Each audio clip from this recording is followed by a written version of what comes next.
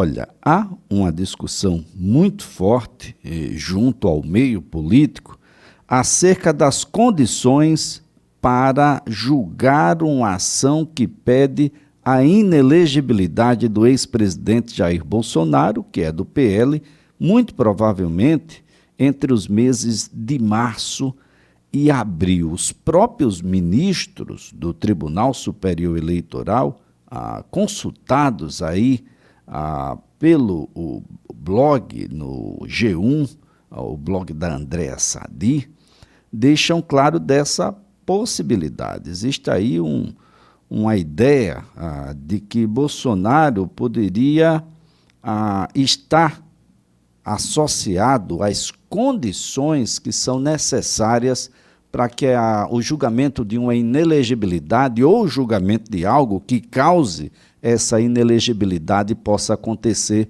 no Tribunal Superior Eleitoral já nos meses de março e abril. Quem está na linha e passa a conversar conosco para nos ajudar a compreender quais são os elementos necessários, fundamentais, que precisam existir sem sombra de dúvidas para que alguém se torne inelegível, é o professor Gustavo Ferreira, professor universitário, um dos mais respeitáveis advogados da seara eleitoral no Brasil.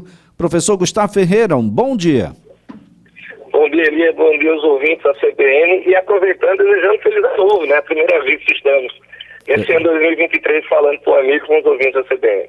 Para você também, professor. Sempre que seja um ano maravilhoso. Professor, que condições são essas? Bom, vamos lá. Nós temos, primeiro, Eli, vamos destacar que é uma análise evidentemente técnica, tá? Eu acredito que, e defendo isso de forma muito radical dentro do direito eleitoral, toda análise de um processo deve ser vista pelo viés da técnica, não da paixão política, né? Brinco até que virei positivista no direito eleitoral. Para quem não é da área de direito, positivista é que ele defende a aplicação estrita e como começa a ter algumas interpretações mais por paixões do que por a gente acaba praticando não direito, né? Praticando uma conveniência de momento que não é adequado para ninguém. Até porque a conveniência de momento pode ser para mim, amanhã pode ser para outro lado, né? Eu estou fazendo essa ressalva porque a gente vive um ambiente de paixões, né?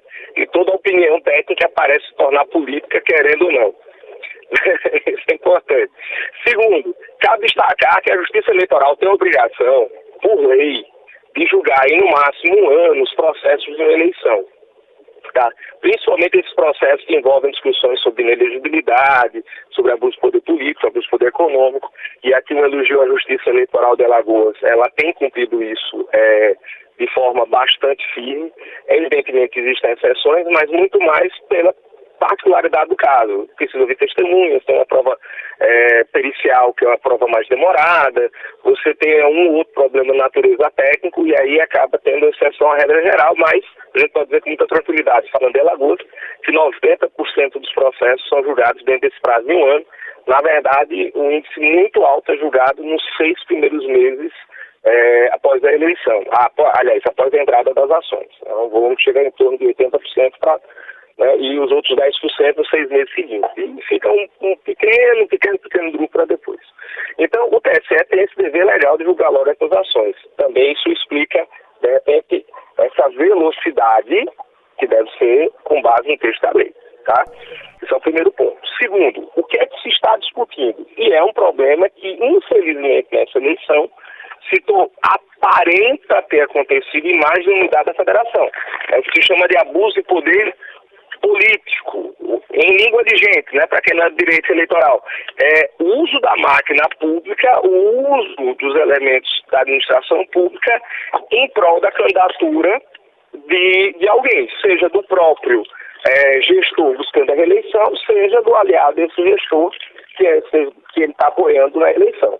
Então, essas ações de abuso de poder político, elas têm a possibilidade de gerar inelegibilidade. Pode ser só uma multa também, isso é possível, mas pode, em casos mais graves, tornar alguém inelegível por 8 anos a contar da eleição que passou, né? Primeiro turno da eleição 2022.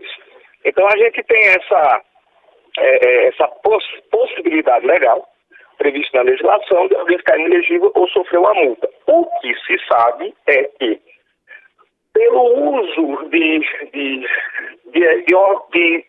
locais públicos, como palácio para fazer reuniões, pelo uso que se deu no entender, né, evidentemente que entrou com a ação, do desfile de 7 de setembro do ano passado, como se fosse mais um ato de campanha do que um ato cívico nacional, se entraram com ações e essas ações caminharam durante a eleição, com as provas sendo produzidas e sendo possível o seu julgamento ainda nesse primeiro semestre de 2023.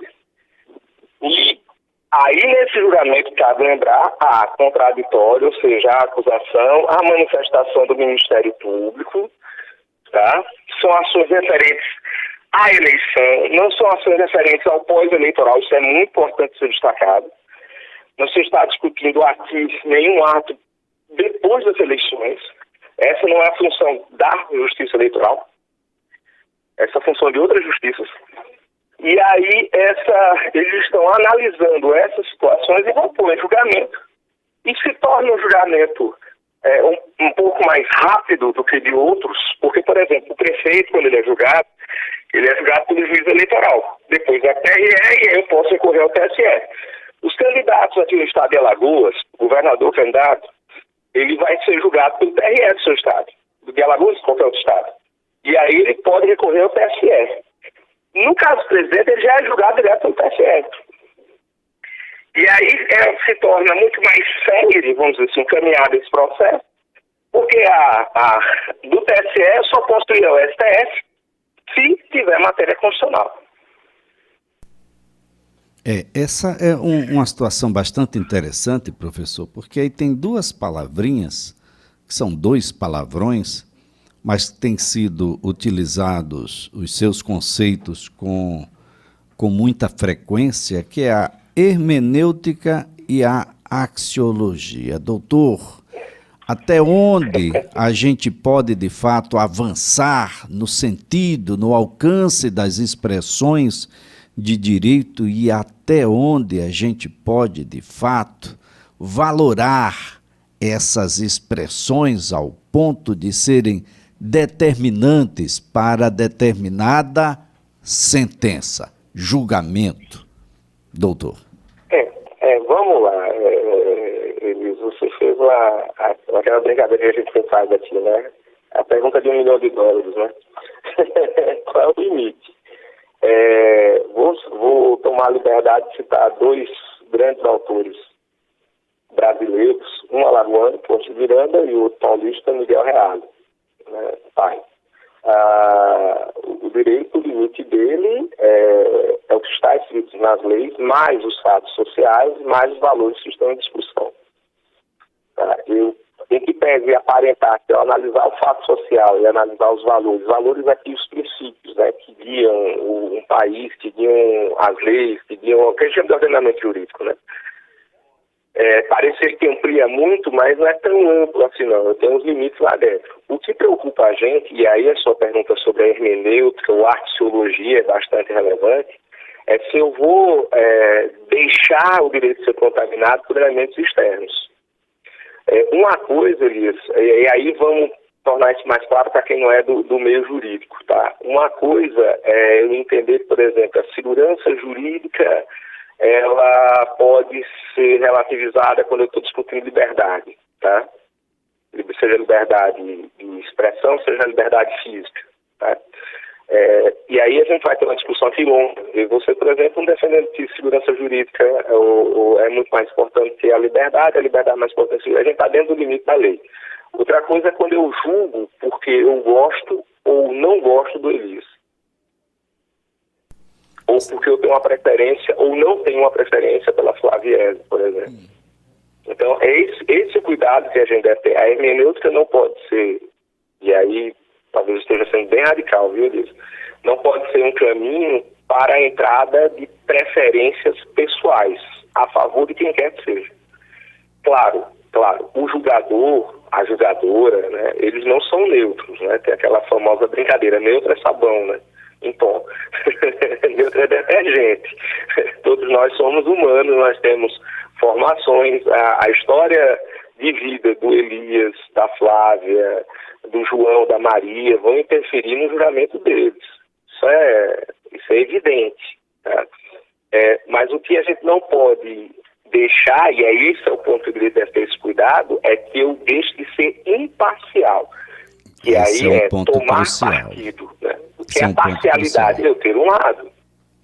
O magistrado, ele deve tentar ser como um pai e uma mãe deveriam pelo menos ser nos relacionamentos familiares, né? Imparciais na briga entre os filhos. Tentar ver quem está certo e quem está errado e punir quem está certo e quem está errado. Teoricamente, eu permito a analogia aqui, principalmente aqui na área do direito. O magistrado deveria julgar desta forma. Claro Agora, que ele não é neutro, mas ele tem que buscar ser imparcial.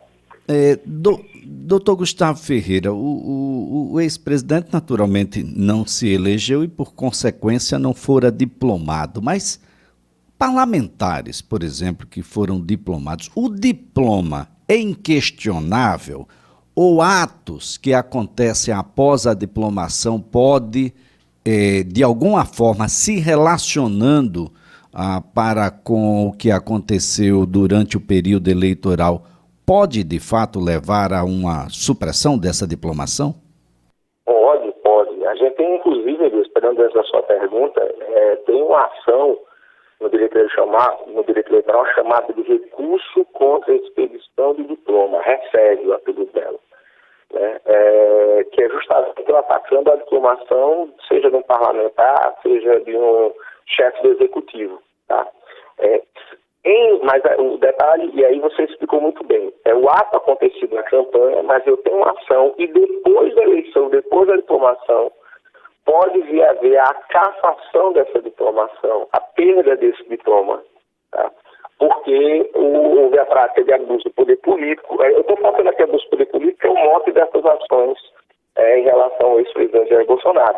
Mas pode ser por abuso do poder econômico. É abuso do poder econômico, é o uso de dinheiro em larga escala para interferir na campanha. Pode ser o abuso de poder político econômico, é o uso do dinheiro do poder público para interferir a favor da campanha. Pode ser a captação ilícita de sufrágio, que nome belíssimo, né? Mas é uma coisa muito feia, que é a compra de voto. Pode ser a conduta vedada, que é um tipo de abuso de poder político bem claro, bem específico. Na conduta vedada eu não discuto se é abuso ou não, é abuso. Eu só vou discutir se o abuso é de um tamanho que pode gerar só multa ou pode vir a causar a perda do mandato. Então, eu tenho várias ações, claro, essas ações têm prazo, tá? E aí é o que às vezes acontece, e já aconteceu, viu, Elisa? Você descobriu, vamos dizer assim, um mal feito eleitoral, mas já tinha passado do prazo para entrar com a ação. E aí você sabia que o sujeito tinha feito errado, sabia que merecia uma punição, mas não tinha como entrar com a ação porque o prazo já tinha sido ultrapassado. Há prazos na lei, até para que os mandatos possam ficar sólidos, possam ficar firmes, para que não fique uma eterna dúvida. Fulano é prefeito ou não é, fulano é governador ou não é, Cicrano é ou não é presidente.